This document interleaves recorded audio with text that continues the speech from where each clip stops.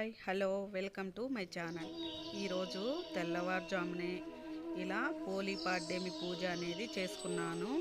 అయితే ఈ పోలీ కథలోనే ఉంది కదా, హంగు ఆర్భాటం లేకపోయినా భక్తి ముఖ్యం.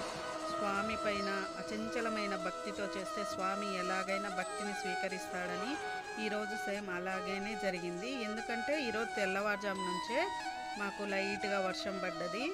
అందుకని తులసమ్మను చినుకులు పడని చోటికి తులసమ్మను పెట్టుకొని ఇలా సింపుల్గా పోలీ పాడ్యమి జరుపుకున్నామండి.